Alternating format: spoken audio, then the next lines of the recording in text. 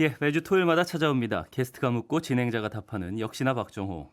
오늘도 저 아나운서 오승훈이 질문하겠습니다. 박정호 교수님 안녕하세요. 예, 안녕하세요. 예, 한 주 건너뛰고 이번 주도 또 이란이에요. 예, 고민을 좀 하다가 예.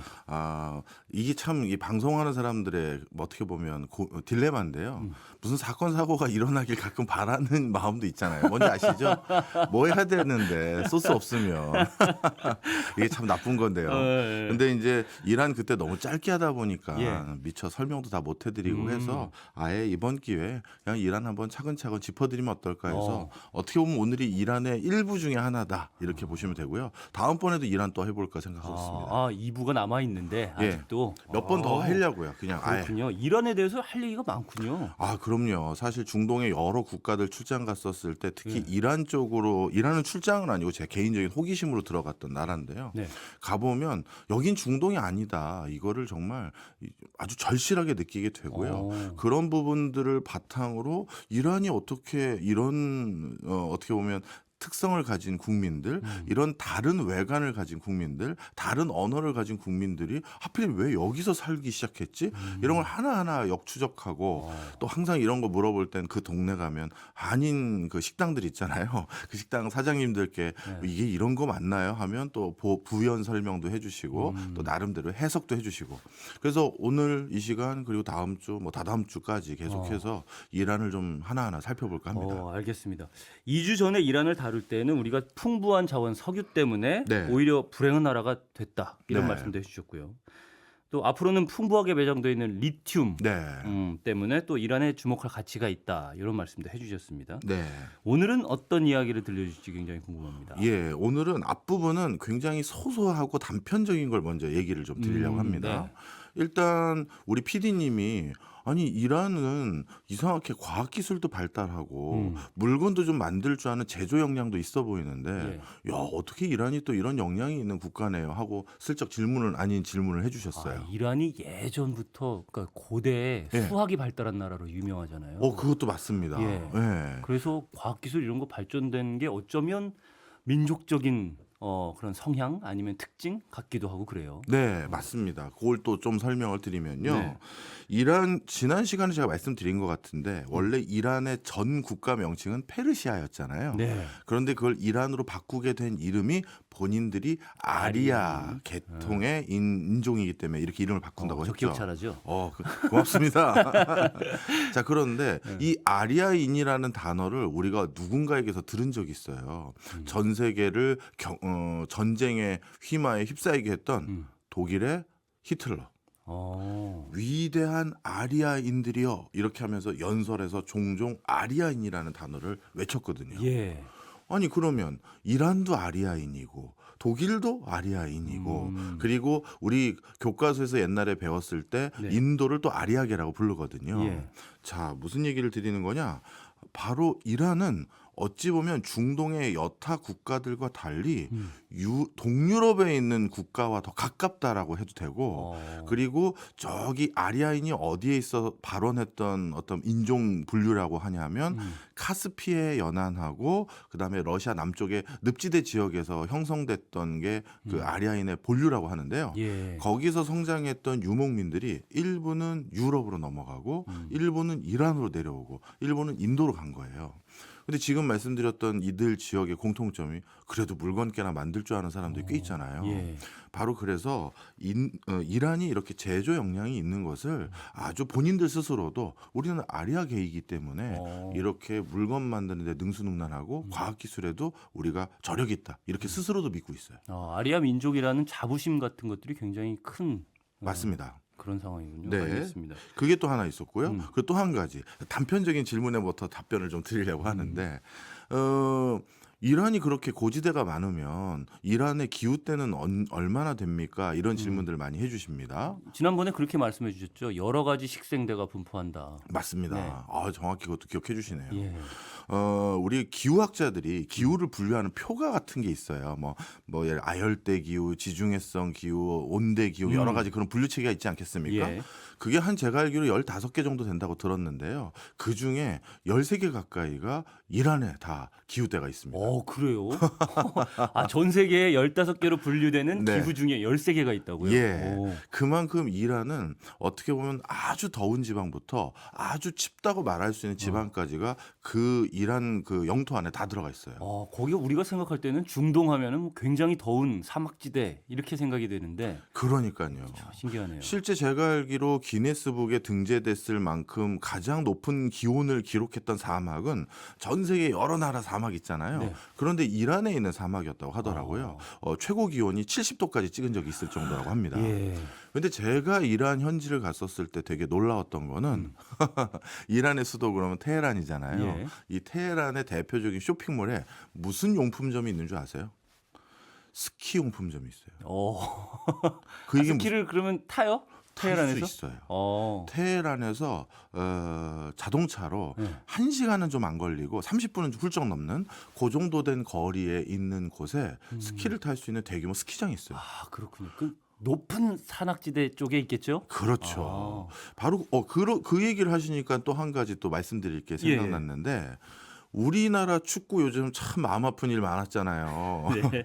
그런데 우리나라 축구가 유달리 올림픽이라든가 아. 월드컵 예선에서 항상 좀 뭐랄까 열세 고전을- 놓인 고전하는 곳 고전을 겪는 어디죠? 이란이죠. 이란입니다. 예. 왜 그러냐 하면 이 항상 이 예선전은 홈앤드 어웨이 방식으로 경기를 치르지 않습니까? 예. 이 테헤란이라는 곳이 고산지대예요. 아. 이 테헤란이라는 수도 자체도 이 수도를 그래도 아주 높은 데는 안 할 거 아니겠습니까? 예. 그래도 좀 평지가 있고 평평하게 사람들 많이 살 수 있는 곳에 테헤란이라는 수도를 만든 것인데 거기 그 해발 고도가 1000m가 넘어요. 그러니까 우리나라 뭐 한라산에 뭐 백록담 좀 못 간 중턱쯤 네. 이쯤에서 경기를 하니 우리나라 이상하게 축구 선수들이 이란 경기하러 테헤란만 가면 힘을 못 쓰고 온다. 이게 그런 고도 때문에도 있는 거죠. 아, 그렇군요. 자, 그런데 이란은 해발 5,000m 가까운 여러 가지 이 산맥들, 그런 네. 지대들이 있거든요. 그러다 보니까 그쪽 지역에는 아주 뭐랄까요, 스키장이 발달돼 있고요. 그래서 세계적인 스키 루트 중에서 이란 스키장을 굉장히 선호하는 사람도 있을 만큼 그래요? 워낙 산세가 험준하니까 한 번에 길게 내려오고 안 쉬고 내려오고 그런 것들을 아주 자랑하는 대표적인 스키장이 또 이란에 있습니다. 근데 이란 스키장은 인공눈일 거 아니에요, 다. 아니라니까요. 천연눈이에요. 그렇죠. 기후 환경 때에 이렇게 추운 지방도 고산지대에 있는 거예요. 그래서 만년설이 있어요. 그렇군요. 예. 이란이 야, 진짜 재밌는데요. 이란이 이렇게 고산지대에 있다 보니까 당연히 부족한 게 물이었겠죠. 그래서 이 물을 이란은 어떻게 조달받는 걸 많이 수로를 만들어 놨냐면 만년설에서 녹으면 예. 그걸로 식수를 조달받는 이런 형태의 수로 공사가 또 아주 옛날부터 잘 돼 있죠. 그만큼 이란은 눈이 풍부한 중동 국가 나라다. 이렇게 보시면 되겠습니다. 아, 이건 뭐 아이러니네요, 아이러니. 눈이 풍부한 중동 국가. 네. 간단한 얘기들을 많이 해주셨으니까 네. 이제 본격적으로 한번 시작을 해볼까요? 네. 아마 많은 분들이 이 부분 궁금해하실 것 같아요. 미국은 왜 대이란 제재 같은 제재를 막 잊을만하면 꺼내 들고 이란을 좀 적대시하는 그런 분위기가 형성됐을까? 네. 왜 이란을 싫어할까? 네. 이렇게까지 생각할 수 있을 것 같습니다. 맞습니다. 이거 좀 설명을 드릴게요. 네. 원래 미국이 가장 친한 우방 국가는 이란이었습니다. 전 세계에서 제일 친한 나라 미국이 손꼽아라 하면 뭐 지금은 영국, 호주, 캐나다, 뭐 뉴질랜드 이렇게 영어권 국가들을 꼽으면서 예. 이걸 뭐 영국은 영국까지 포함되는 걸로 기억하는데 파이브 아이즈라고 해서 뉴질랜드까지 해서 예. 정말 미국의 최우방 국가 이렇게 분류하잖아요. 그런데 방금 제가 열거드린 국가 못지않게 미국의 최우방 국가가 이슬람 혁명이 일어나기 전까지만 하더라도 이란이었어요. 그거를 단적으로 쉽게 확인할 수 있는 대목이 여러 가지가 있는데 그 중에 하나가 어떤 수준의 무기를 공유하느냐가 또 중요한 요소였어요. 우리 미국의 전투기 중에서 F-14 네, 이 미국의 최정예 전투기인데요. 예. 이 F-14 같은 최정예 전투기는 미국이 F-14보다 더 좋은 전투기를 개발하기 전까지는 이게 최고 사양의 전투기니까 네. 남들에게 안 팝니다. 그러잖아요. 그쵸. 공중에서 붙었을 때 우리 전투기가 속도가 더 빠르고 그리고 더 많은 사정거리를 보유해야지만 그 군비 상황에서 우위가 있는 네. 거잖아요. 그리고 팔긴 판다고 하더라도 굉장히 비싸게 불러요. 우방 국가에는 조금 싸게 부르는 그렇죠. 뭐 그런다고 그리고 하더라고요. 사양도 좀 다르대요. 예, 네. 사양도 다르다고 네. 하더라고요. 예. 그런데 이 F-14 전투기를 미국 바깥에서 유일하게 판매해줬던 국가가 바로 이란이었어요. 네. 그래서 지금도 이란의 주력기 중에 하나가 F-14예요. 이미 네. 이게 단종됐지만 그렇죠. 그만큼 이란이 최우방 국가였는데 예. 그 이유가 있습니다. 바로 소련을 견제하기 위해서예요. 소련을 견제하는 거는 이란의 석유가 소련으로 들어가지 않게 하기 위한 그런 견제인가요? 저는 사실 추측을 한 건데. 예, 사실 더 정확히 말하면 네. 소련 같은 경우는 워낙 석유를 많이 매장하고 있는 국가이기 때문에 굳이 이란산 석유의 의존도가 높을 필요는 없죠. 예. 그런데 지도를 자세히 들여다보시면 네. 이란 바로 위에 있는 나라가 네. 예전에 소련이었죠. 음. 자, 설명 좀 드릴게요. 네. 원래 그 페르시아 시절에 이란의 영토가 지금보다 훨씬 더 넓었어요. 그런데 이란이 몇 차례의 러시아와의 전쟁에서 모두 패배하면서 본격적으로 남하하기 시작한 러시아에게 많은 영토를 뺏겼는데 대표적으로 두 차례가 있었는데 1813년에 이란은 굴리스탄 조약에 의거해서 조지아하고 아제르바이잔 이 두 개의 영토를 러시아에 할양합니다. 예. 그러니까 예전에는 지금 아제르바이잔이라는 땅도 이란의 영토였다는 거죠. 근데 그 아제르바이잔이 구소련에서 이 14개 독립국가로 분할될 때 개별국가가 돼버린 곳이잖아요. 그러니까 진짜 이란 바로 위는 예전 소련이 있었던 거예요. 이란 바로 위가 지금 지도를 살펴보니까 투르크메니스탄, 우즈베키스탄, 카자흐스탄 이런 쪽이네요. 그게 예전에 다 예전에 어땠습니까? 소련의 그렇죠. 땅이었죠. 예. 맞습니다. 그리고 그 전에도 아까 말씀드린 것처럼 굴리스탄 조약에 의거해서 조지아라든가 아제르바이잔 지역을 러시아에게 이란이 할양하게 될 수밖에 없었고 예. 그 다음에는 1828년에 투르크만 차이 조약에 따라서 동아르메니아하고 카프카스 지역, 이 중앙아시아 지역에 방금 말씀드렸던 탄자 들어가는 예, 지역에 해당되는 스탄. 곳인데 네. 여기 역시도 러시아에게 치외법권을 인정해 줄 만큼 영토의 상당 부분을 러시아에게 뺏겨버렸어요. 네. 자, 그런데 이 얘기는 달리 말하면 이란 바로 위가 결국 소련이었구나 이 얘기인 거죠. 그렇다면 미국 입장에서는 항상 소련을 견제하기 위해서 소련에 가장 인접한 우방 국가를 하나 꼭 만들죠. 그리고 그 우방 국가를 전략적으로 굉장히 키워줍니다. 경제적으로도 부유하게 만들어주고 군사 기술적으로도 우위를 점하게 해주고 또 거기에 군사 기지 같은 것도 같이 운영하기도 하고요. 네. 그렇게 하는 대표적인 국가가 유럽에서는 서독이 그랬었죠. 동독을 접점으로 해서 견제할 수 있게 만들었고 우리 동북아시아 지역은 대만하고 한국이 또 일본도 마찬가지고 그런 역할을 했었고 그렇죠. 중동 지역도 그런 데가 있어야 될 거 아니에요. 바로 그때 선택한 미국의 최우방 국가가 이란이었던 거예요. 예. 그래서 이란에게는 F-14도 가져다 주고 그리고 미국이 무슨 문제가 있을 때마다 이란을 적극적으로 도와주고 옹호해주고 이란을 어떻게 보면 육성해줬다 해도 과언이 아니거든요. 네. 자, 그렇게 친했던 이란. 그런데 그러게요. 지금 어떻게 된 거냐? 이렇게 등 돌리게 된 이유는 더 이상 전략적으로 이란의 가치가 없어졌기 때문이에요. 미국에게. 네. 네. 그게 방금 제가 설명드린 대목에 있는 거죠.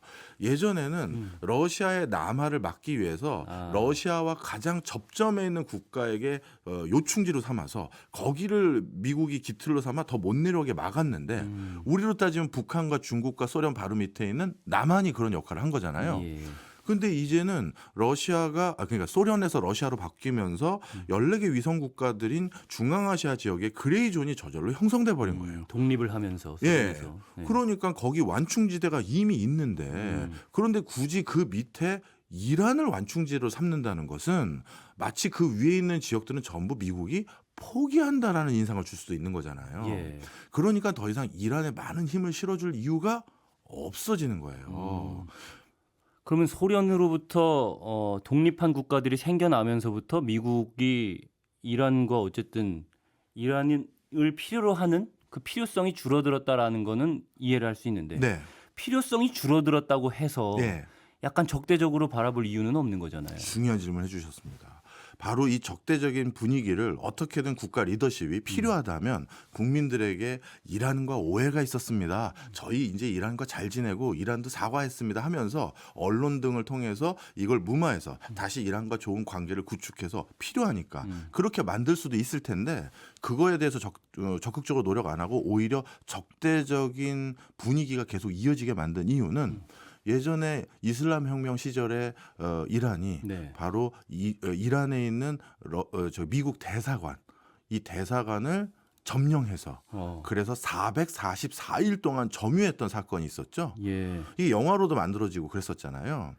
그때 다른 나라에 있는 미국 대사관저가 처음으로 다른 나라 국민들에게 점령됐던 사건이 바로 이란의 대사관 점령 사건이에요. 아, 처음으로 그런 일이 있었던 거군요. 네.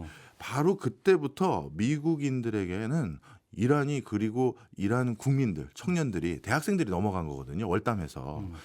이렇게 400일 이상 동안 자국의 외교관들과 외교관 직원들을 뭐랄까요 억류하고 풀어주지 않았다는 거에 대해서 공분하게 됐고요. 그 뒤부터는 자연스럽게 이란 그러면 미국의 적대적인 국가 그리고 미국의 적 이렇게 갖는 인식들이 많아졌고 그게 또 공교롭게 무슨 국제적으로 분쟁이 있을 때마다 미국 대통령이 악의 축 이런 단어 쓰는 경우 있잖아요. 예. 그 악의 축이라는 단어를 쓸 때마다 이번에는 정말 이란은 아무 상관없이 가만히 있었는데 이란을 포함시킨 거나 아니면 북한을 포함시키거나 예. 이렇게 다 같이 몇 가지 분류에 넣어버리는 경우가 많은 거예요. 그러다 보니 자연스럽게 이란은 반미 성향의 최접점에 있는 국가 중으로 미국인들이 인식하게 돼버린 거죠. 이 미국 대사관 점령 사건이 팔라비 왕조 때의 사건인가요? 맞습니다. 이것도 또 참 딜레마예요. 그러니까 팔라비 왕조는 역사를 봤을 때 친미 쪽으로 알려져 있고 그렇죠. 다시 팔라비 왕조가 이란을 통치하도록 도왔던 것도 또 미국이었고 맞습니다. 그런데 팔라비 왕조 때 왜 미국 대사관 점령 사건이 일어났고 그 사건으로 인해서 이렇게 적대시하게 됐는지 그 네. 부분도 또 궁금해지네요. 네. 이게 이제 2부에서 또 본격적으로 많은 얘기를 드릴 텐데요. 네. 사실 이란 국민들이 이슬람 혁명이라는 그 어마어마한 에너지가 분출될 수 있었던 역사적 맥락이라고 해야 될까요? 역량이라는 건 네. 이미 1890년대 초반에 담배 불매 운동이라든가 여러 가지 시민 운동이 일어난 적이 있어요. 예. 이 당시에 이런 시민 운동이 일어날 수 있었던 가장 큰 힘은 지난번에 설명해 주셨던 이란이 저 실크로드에 어떻게 보면 중간에 요충지에 놓여져 있기 때문에 네. 교역도 많이 하고 그렇죠. 그리고 유럽에서 일어났던 여러 시민혁명에 대한 메시지라든가 그게 무엇인지를 이해할 수 있는 경로상에 있었던 거예요. 네, 제가 그때 실크로드를 참하고도라고 네, 그래서 댓글 보셨군요. 실크로드. 예. 네. 자, 그래서 그 실크로드 상에 놓여져 있는 국가다 보니까 네. 유럽의 변화의 분위기를 알았거든요. 네. 왕이라는 건 타고나고 선천적으로 절대 권력을 부여한 존재가 아니라 국민들의 선택에 의해서 왕도 내릴 수가 있고 왕의 행보도 법에 의거한 행보, 즉 입헌 군주제를 할 수도 있는 거다. 이런 인식이 많아졌어요. 그런데 그런 과정에서 1900년대 초반에는 이란이 공화정을 할 수 있는 분위기까지 또는 입헌 군주제로 갈 수 있는 분위기가 굉장히 공고히 많았는데 영국과 미국이 팔레비 왕조를 오히려 옹립한 거거든요. 예. 그러면 이걸 왜 영국과 미국은 팔레비 왕조를 옹립했느냐? 그 이유는 공화국이 되면 누굴 설득해야 되죠?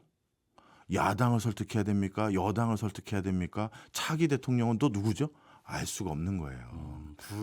불확실성이 두려웠던 거군요. 그렇죠. 네. 그러다 보니까 어떤 의미에선 이란을 가장 친우방 국가로 공고히 하면서 이란이 우리들의 기조에 영국과 미국의 기조에 동조하게 만드는 제일 용이한 방법은 절대 왕정 국가를 하나 옹립해 주는 거죠. 예. 그리고 그 왕손들과 왕실들만 설득하면 이란에서의 다양한 이권 사업을 가져갈 수도 있을 뿐만 아니라 이란을 전략적 요충지로 활용하기도 용이해지는 거예요. 바로 이란 국민들은 오래 전부터 그런 것에 대한 공분이 있었던 거죠. 알겠습니다. 2부에서 이 얘기는 계속해서 이어가도록 하고요. 네. 1부에서는 어쨌든 이란에 스키장이 있다는 예, 그게 제일 얘기로부터 충격적이죠. 시작해서 미국이 왜 이란을 좀 적대시하고 싫어하게 됐는가에 대해서 얘기를 나눠보고 있는데 2부에서 더 자세하게 흥미진진한 얘기를 나눠보도록 하겠습니다. 잠시 광고 듣고 2부에서 다시 뵙겠습니다. 예, 일주일에 딱 한 번 게스트가 묻고 진행자인 박정호 교수가 답하는 역시나 박정호 함께하고 계십니다. 1부에서는 영국과 미국이 국민들이 공화국으로 가길 원하는 이란한테 다시 팔라비 왕조가 통치하도록 도왔다. 네. 요 얘기를 이제 하다가 네. 넘어왔습니다. 네. 본격적으로 다시 얘기를 들어가기 앞서서 예. 일부에서 재밌었던 게 예. 스키장. 테헤란에 스키장이 있다. 저는 이게 꽂혀가지고 예. 계속 이 얘기가 떠오르네요. 예. 혹시 이런 좀 짤지식 같은 거 몇 개 더 없나요? 많죠. 요걸로 엄청 시작하는 게 더 재밌을 아, 것 같아요. 그럴까요? 예. 일단 이란이 아까 그 아리아 민족이라고 말씀드렸잖아요. 예. 근데 이란도 땅덩어리가 워낙 큽니다. 그러다 보니까 여러 민족들이 이란을 구성해서 같이 살고 있는데요. 예. 이란의 흔히 말해서 수도인 그 테헤란, 이 테헤란만 하더라도 영토가 우리 서울도 굉장히 큰 도시잖아요. 세계적으로. 예. 서울의 2배만 해요. 서울도 진짜 큰 도시라고 알려져 있는데. 그렇죠. 서울의 2배만 하고요. 예. 테헤란의 국민 숫자가 거주민 숫자가 지금은 좀 줄었는지 늘었는지 모르겠습니다만 한 1,300만에서 1,400만 왔다 갔다 합니다. 테헤란 하나에. 네. 아, 그러니까 이게 어마어마하게 큰 도시예요. 뭐 우리나라에서 얼마 전에 많이 나오던 메가시티. 맞아요. 메가시티. 그런 거죠. 예. 자, 그만큼 영토가 크고 우리 대한민국 영토의 10배 이상 되는 영토를 가지고 있는 게 이란인데 예. 그러다 보니까 얼마나 다양한 민족들이 살고 있냐면 그렇겠네요. 이란 안에 음. 유대인들이 살고 있어요. 이슬람 국가잖아요, 이란. 예. 근데 유대인들이 살아요. 그렇죠. 근데 뭐 유대인, 화교 이런 사람들은 전 세계 어디나 살 것 같은 느낌은 있어요. 그 얘기를 좀 드려야 되네. 맞습니다. 유대인은 사실 전 세계 어디든지 살죠.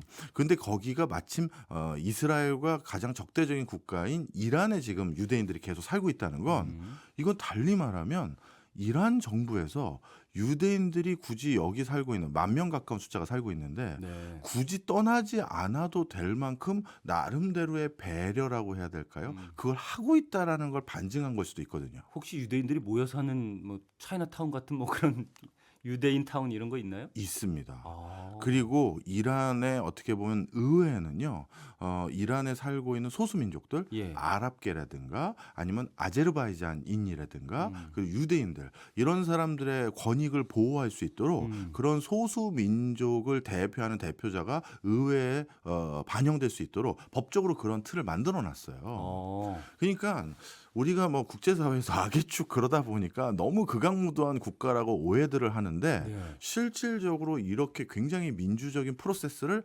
갖추기도 합니다. 그럼 이란 의회에 뭐 유대인들이 힘을 쓸 수 있는 아니면 유대인이 직접 의원으로 있다든지. 그렇죠. 가능하다는 거죠. 그리고 본인들이 힘을 쓰는 것까지는 아니지만 자신들의 권익이 침해되는 거에 대해서 제재하거나 아니 우리는 이런 거는 원하지 않는다. 우리는 이런 건 싫어한다. 이렇게 발언할 수 있는 기회들을 다 만들어줬다는 거죠. 재밌네요.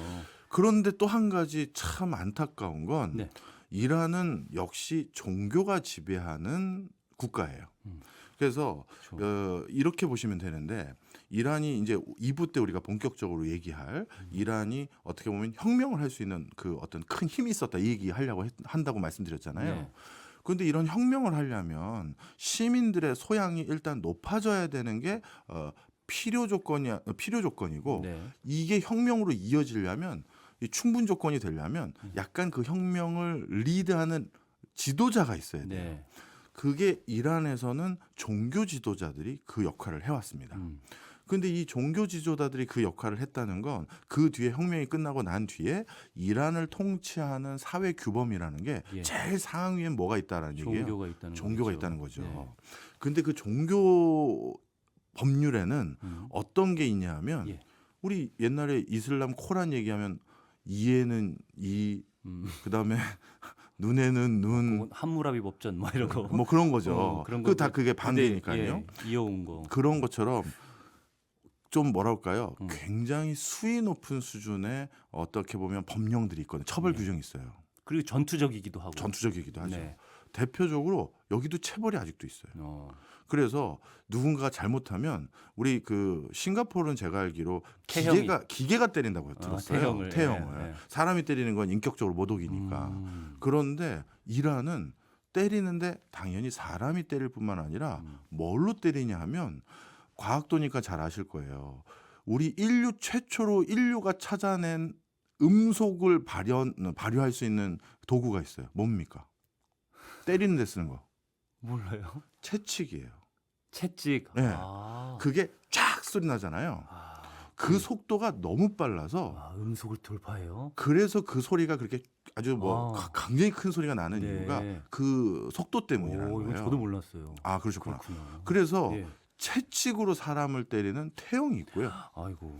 그다음에 간음을 했거나 뭔가 도덕적으로 규범이 가장 그 상위에 있는 규범은 이런 걸 엉클어뜨린 어떤 범죄자가 있으면 네. 그 영화 저 인디아나 존스 같은 데 보면 사람을 땅속에 묻어놓고 얼굴만 밖에 나오게 하잖아요. 네, 네. 그 형벌도 있어요. 어. 그러니 그 모래밭에서 하면 재밌네요. 형거리군요. 아, 그게 형 재밌어요? 모르겠는데 나. 그거는 이제 그 놀 때 재밌죠. 놀 때 재밌는 네. 거죠. 갇혀 있으면 재미없겠죠. 그렇죠. 바로 이렇게 어떤 면에서는 좀 비인권적인 부분의 면도 있긴 하지만 네. 그래도 상당히 많은 부분이 우리가 아는 것과 좀 다른 면도 있다. 그렇군요. 이란 테헤란에는 스키장이 있고 네. 이란에는 유대인도 의회에 진출할 수 있는 기회가 열려 있고. 예. 이거 재밌는데요. 음. 그럼 다시 또 본론으로 돌아가야죠. 이제 네. 짤지식 얻었으니까. 네. 아까 영국과 미국이 팔라비 왕조가 통치하도록 도왔다. 근데 당시에는 이란 국민들은 공화국으로 가길 원하는 그런 분위기였는데 오히려 미국과 영국이 왕조를 다시 들어서게 했다. 요 얘기까지 좀 해주셨어요. 네. 이후에 왜 이제 미국은 사실 팔라비 왕조랑은 좀 친한 네. 그런 나라였는데 왜 적대시 됐는가? 이 얘기로 이어가 주시기 바랍니다. 네. 일단 미국 입장에서는 더 이상 이란에 응축됐던 이 공화정이라고 해야 될까요? 예. 이거를 누를 수 있는 여지가 사라지게 됩니다. 팔레비 왕가가 암 수술을 받으려고 미국으로 잠시 체류한 적이 있어요. 네. 그때 그 빈 어떻게 보면 리더십이 부재된 상태에서 네. 이슬람 혁명이 촉발됐다 해도 과언이 아니거든요. 음.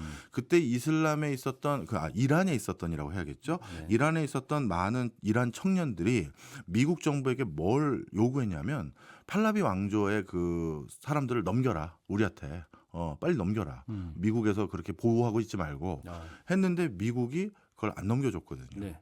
그러다 보니까 그때 이제 대사관 습격하고 이런 일로 이어지면서 미국과 이란의 청년들, 피 끓는 청년들이 완전히 어떻게 보면 척을 짓는 일이 생겨버린 거예요. 약간 저는 이 얘기를 듣다 보니까 프랑스 혁명이 생각나는데요. 네, 왕을 넘겨라. 맞습니다. 지금 정확한 지적을 해주셨어요. 앞서 1900년대 초반에 이란에서 공화정 내지 또는 입헌 군주제에 대한 논의를 해본 적이 있다고 말씀드렸잖아요. 예.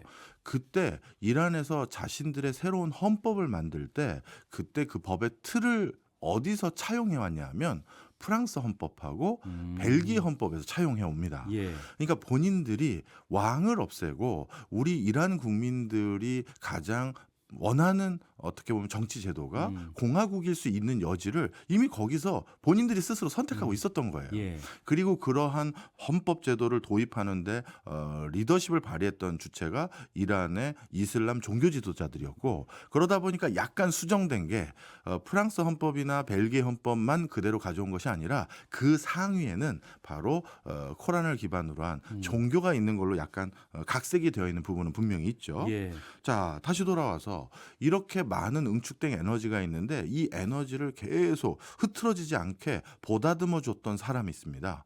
바로 그게 누구냐면 호메인이죠. 네, 이란의 예. 혁명을 완수했던 이란의 대표적인 종교 지도자죠. 예. 우리가 이슬람 혁명, 이란의 이슬람 혁명을 부르는 예칭이 하나 있습니다. 카세트 테이프 혁명이라고 불러요. 그래요? 전 처음 들어봤네요. 예. 이 호메이니가 해외에 망명을 가 있는 상태에서 예. 자신의 육성 메시지 그리고 자신의 정치적인 어떤 이상 그리고 이란 국민들이 앞으로 무엇을 해야 될지에 대한 메시지 이걸 어떻게 했냐면 계속 카세트 테이프에 녹음을 해서 그걸 이란 내부로 보냅니다. 예. 그러면 그 녹음된 걸 계속 복제해서 많은 사람들이 나눠서 듣고 하겠죠. 예. 그러다 보니까 이란의 이슬람 혁명이 완수될 수 있었고 계속 흐트러짐 없이 그게 일어날 수 있는 저력은 이 카세트 테이프 때문에 유지됐다라고 해서 이란의 이슬람 혁명을 카세트 테이프 혁명이라고 부르는 게 그렇군요. 예칭이에요. 예. 그리고 이거를 또 일부 사회학자들은 이렇게 표현하더라고요. 인류 최초의 디지털 혁명이었다. 이렇게 표현하기도 합니다. 카세트는 사실 아날로그인데. 맞아요. 그렇군요. 어쨌든 이런 기술을 이용해서 혁명을 한 거는 이란이 거의 최초인 것 같다는 생각도 드네요. 네. 네. 그리고 이렇게 혁명을 완수하는 과정에서 계속 이란인들이 마음속에 축출해내고 싶은 사람들이 누구냐면 자신들의 왕조만 추출하고 싶었던 게 아니라요. 그 왕조 뒤에서 그 이란이 가지고 있는 어마어마한 자원과 어마어마한 여러 가지 뭐랄까요 부가가치들 이거를 약탈해 간다 싶은 그 서구 열강 국가들 이걸 단죄하고 싶었던 거예요. 아, 요걸 좀 설명을 드려야 되는데 예, 팔레비 왕조 이전에 카자르 왕조라는 왕조가 있었습니다. 이 카자르 왕조가 이제 가장 큰 원흉이 됐어요.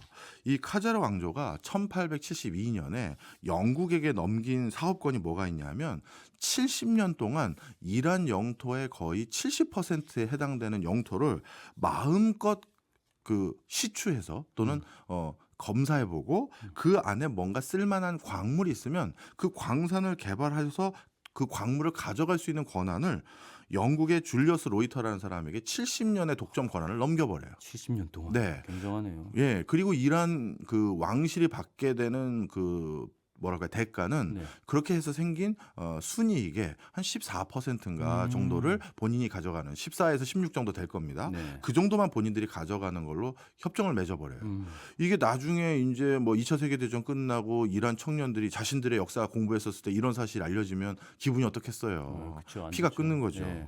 그리고 또 한 가지가 더 있어요.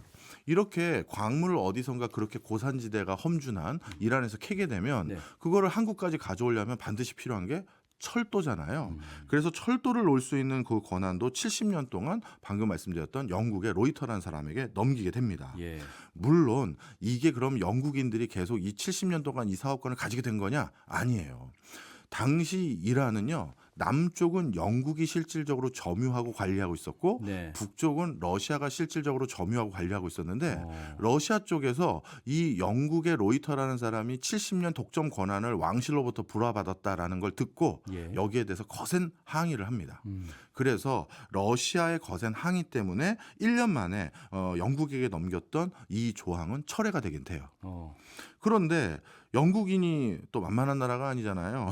어떤 일을 또 하게 됐냐면 담배 전매권을 이란으로부터 가져갑니다. 아, 이제 철도는 안 될 것 같으니까 이제 네. 담배를 해보자. 예, 도저히 안 되겠다. 우리가 이란 사람들도 담배 많이 피고 여기 담배 키우기 적합한 식생대가 또 있으니 네. 여기서 키운 걸로 아라비아 반도 전역에 담배 팔아보자. 이걸 한 거예요.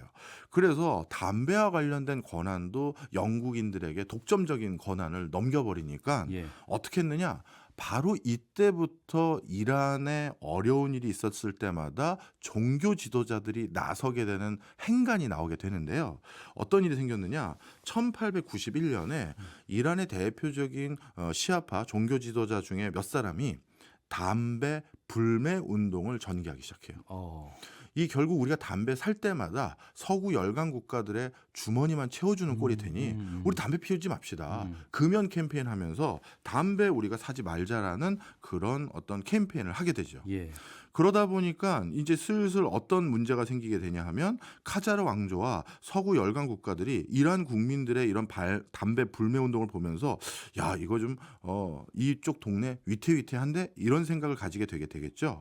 그러면서 실제 어떤 일이 생겼냐면 이 담배 불매 운동이 어떤 지역을 기반으로 일어난 것도 아니고 이란 내 어떤 부족을 기반으로 일어난 것도 아니고 아까 이슬람 종교 지도자들이 담배 불매 운동에 동참해 주실 분들은 누구냐라고 역설을 했냐면 민족적 종교적 공통분모가 있는 사람들이라는 그 용어로 지칭을 하는데 네. 그게 뭐냐면 시아파 이슬람 교도인 또는 시아파 이란인 이렇게 표현을 해요. 그러니 우리가 부족으로 다 따로따로 있는 게 아니라 우리는 하나야라는 인식의 틀을 만들어준 거예요. 그때의 시아파라고 하는 게 지금 우리가 알고 있는 시아파입니다. 수니파 시아파는 시아파인가요? 맞습니다. 지금이 이란이 시아파의 종주국이잖아요. 바로 시아파라는 종파를 바탕으로 하나로 묶을 수 있다라는 걸 예. 종교 지도자들이 어떻게 보면 제시를 해준 것이고 거기다가 민족적으로 아리아인이라는 그 더 큰 틀에서 그 민족적 틀을 바탕으로 이 불매 운동을 전개하기 시작했고요. 결국 그래서 어떻게 했느냐? 또 카자르 왕조가 한 발 뒤로 물러섭니다. 예. 그래서 알겠다. 우리가 이렇게 불매 운동에 대해서 어떤 걸 원하고 있는지 이제 이해를 했으니 우리가 이제 뭐라고 할까요? 법원도 만들고 우리 그래서 왕실이 집행하는 여러 사업에 대해서 합법적인 사업인지 불법적인 사업인지 그 법원의 판단도 받겠다. 이렇게 천명을 했지만 실제 법원을 만들진 않아서 또 한번 대규모 시위가 이어지기도 했습니다. 네. 자, 그래서 이 담배 불매 운동이라는 게 이미 1890년대에 전개됐던 일들이 많고, 그리고 이것도 말씀드릴게요. 결국 담배 전매 독점권을 주기로 했었는데 그게 큰 저항감 때문에 결국 그것도 철회했거든요. 그리고 나서 카자르 왕조가 영국 그 담배 회사에게 물었던 배상금이 당시로는 무려 50만 파운드로 어마어마한 배상금을 물어서 이란 그 경제에 큰 위해가 되는 일도 생겨요. 그러니 이란 청년들이 서구 열강하면 이제 점점 이를 갈게 되는 거고요. 그때 카자르 왕조가 또 넘긴 권한이 하나 더 있는데요. 네. 저는 이건 도저히 이해가 잘 안 가더라고요. 영국의 또 한 회사에게 화폐 발행권을 60년 동안 독점할 수 있도록 넘겨요. 화폐 발행권은 그 국가가 주도적으로 해야 되는 건데 다른 나라에 넘겼다는 거는 경제를 그냥 그 나라에 맡겼다 이렇게 볼 수도 있는 거예요. 그렇죠. 도저히 이해가 안 가는 거죠. 그러다 보니까 아니 어떻게 페르시아 제국은행을 설립해서 화폐를 발행할 수 있는 권한을 60년 동안 넘길 수가 있느냐 해서 이것도 또 들불처럼 일어나는 일들이 되죠. 그렇군요. 그러니까 미국은 미국 대사관 점령 사건 때문에 이란을 좀 적대시하게 된 계기가 됐고 네. 이란 국민들은 서구 열강 때문에 역사적으로 뿌리 깊은 역사적인 적대감 네. 그런 것이 번져서 결국 또 미국 대사관 점령 사건으로 미국을 싫어하는 네. 적대시하는 그런 감정이 표출된 거고요. 예. 그럼 역사적으로 뿌리 깊은 그 갈등 요소가 계속해서 내재해 있다가 지금의 상황이 된 거다 이렇게 볼 수도 있는 거군요. 예. 그리고 사실 이런 정치적인 혁명은요. 100년이라는 시계열이 사실 그 뭐랄까요? 띄엄띄엄 있는 게 아니라 하나의 에너지로 봐야 된다라는 게 대부분의 국가의 정설이에요. 우리 프랑스 혁명이라든가 시민혁명이라든가 명예혁명들 보면 예. 그 전에 왕실과 새로운 어떻게 보면 신흥 계층들, 급부상하는 신흥 계층들 간의 갈등과 반목이 계속 수십 차례 계속 이어지잖아요.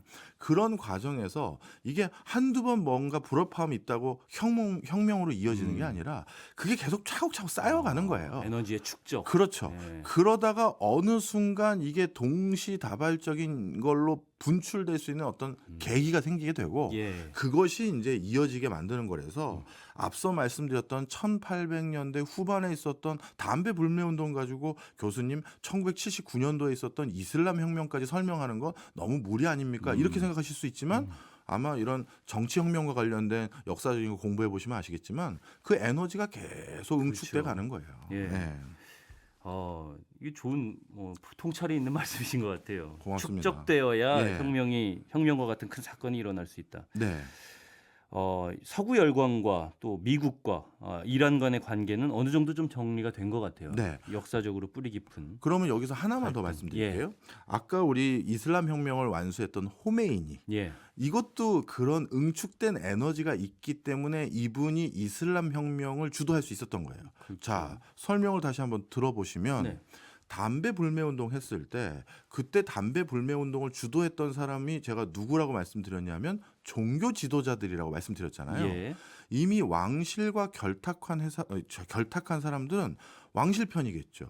그리고 그냥 일반적으로 상거래 활성화되거나 아니면 장사하거나 자기 뭐 전업을 하는 사람들은 뭔가 어떤 큰 변화를 주도하기에는 생업이라는 부담감이 있어요. 네. 그런 과정에서 이런 응축된 에너지를 모을 수 있는 새로운 뭐랄까요? 계층이라든가 새로운 누군가가 나타나야 되는데 그걸 이란에서는 종교 쪽에 있는 사람들이 해준 거예요. 그러니까 그 뒤부터 사회의 어떤 응축된 에너지를 모으는 역할을 누가 해야 된다라고 자연스럽게 쳐다보게 되고 그들 스스로도 내가 그 일을 해야겠다 생각하게 만든 계기가 돼버렸냐면 바로 담배 불매 운동 때부터 일어났던 여러 시위들이 호메인이라는 종교를 담당하는 사람에게 우리를 좀 어떻게 이끌어 주십시오. 이렇게 자연스럽게 유도할 수 있게끔 하는 맥락을 만들어 준 거죠. 그렇죠. 그러니까 국민들의 목소리를 대변해 줄 수 있는 사람들 종교 지도자들이 계속 그 역할을 해왔으니까 그렇죠. 결국에는 이슬람 혁명이 종교 지도자 호메이니를 통해서 표출된 맞습니다. 네. 자, 그래서 만약에 우리나라에서 뭔가 큰 정치적 불안 요인이 생겼어요. 그렇다고 우리가 갑자기 추기경을 찾아간다든가 아니면 조계종에 있는 뭐 총무원장님을 찾아가는 거 안 하잖아요. 네. 왜? 그분들은 종교를 담당하는 거지 이건 그분들 일이 아니야라는 인식이 우리는 맥락적으로 있는 거죠.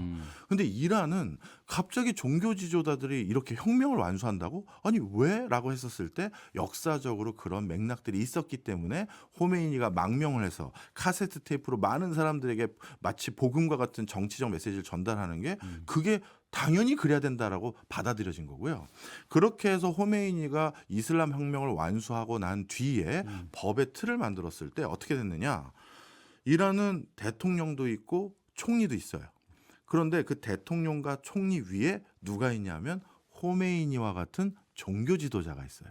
아, 그 법적으로 그렇게 법의 틀이 그래요. 아, 그렇군요. 그래서 이 밑에 있는 어떻게 보면 형이 하학적인 법률 체계에서 무언가가 종교적으로 위해가 되는 일이다라고 판단되면 그 법을 무효화할 수 있는 권한을 호메이니와 같은 종교 지도자들이 가지고 있는 거예요. 아, 그러니까 헌법 위에 종교법이 있는 거군요. 그렇습니다. 어. 바로 그 틀을 만들게 된 배경도 이런 역사적 맥락이 있었다는 거죠. 알겠습니다.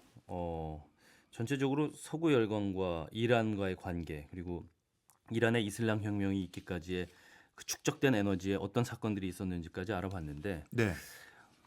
오늘 시간이 거의 다 돼서 이 질문으로 좀 정리를 하고 싶어요. 네. 정리라기보다는 새로운 질문을 던지는 거긴 한데 중동 지역에 있는 국가잖아요, 네. 이란이. 중동 지역 내에서는 그러면 어떤 의미가 있는 나라일까? 네. 이 부분도 좀 궁금은 해서요. 중요한 말씀이십니다. 많은 중동의 다른 국가들이 이란을 엄청 싫어하죠. 아까 그 정치혁명을 한번 역사적으로 또 반추해 보세요. 예. 프랑스 혁명이 일어나고 나서 프랑스에서만 시민혁명이 일어난 게 아니라 유럽의 전 대륙에서 비슷한 시민혁명이 확산됐어요. 그렇죠. 바로 어떤 곳에서 정치적 이데올로기가 바뀌어지면 그게 여타 국가로 전파됩니다. 러시아에서 볼셰비키 혁명이 일어나고 나서 그게 동유럽으로 또 전파됐고 또 동북아시아로 내려오기도 했고 그 동남아시아로 내려오기도 했잖아요. 그런 것과 똑같이 똑같은 왕조들이 지배하고 있었던 아라비아 반도였는데 예. 이슬람 혁명으로 저쪽은 공화국이 됐네. 그리고 나서 사람들이 투표에 의거해서 자신들의 자신들의 리더십을 정하네. 이거를 보고 난 사우디나 쿠웨이트나 다른 왕조 국가들이 예. 어떤 생각을 갖게 되겠어요? 야, 이건 아니다. 이렇게 생각하는 저 거죠. 문화가 우리나라로 전파되면 안 되겠다. 그렇죠. 예. 그래서 이란을 마치 이단, 이란은 뭔가 우리 아랍이나 이슬람 문명권이라고 해야겠죠. 이란은 아랍인은 아니니까요. 네. 이런 것의 발전을 저해하는 어떻게 보면 나쁜 에너지 이렇게 인식시키는 거에 더욱더 혈안이 될 수밖에 없었던 거죠. 그렇군요. 알겠습니다. 오늘 이런 얘기를 하다 보니까 시간이 이렇게 빨리 가는 줄 몰랐어요. 근데 우리에게는 또 2부, 3부, 그렇죠. 4부가 네, 있다고 말씀을 예. 하셨으니까 오늘의 이란 이야기는 이쯤에서 정리를 하도록 하겠습니다. 이란 이야기 또 다음 시간에 찾아뵙기로 하겠고요. 저는 여기서 인사를 드리겠습니다. 감사합니다. 지금까지 오승은 아나운서였습니다. 고맙습니다. 네, 안녕히 계세요.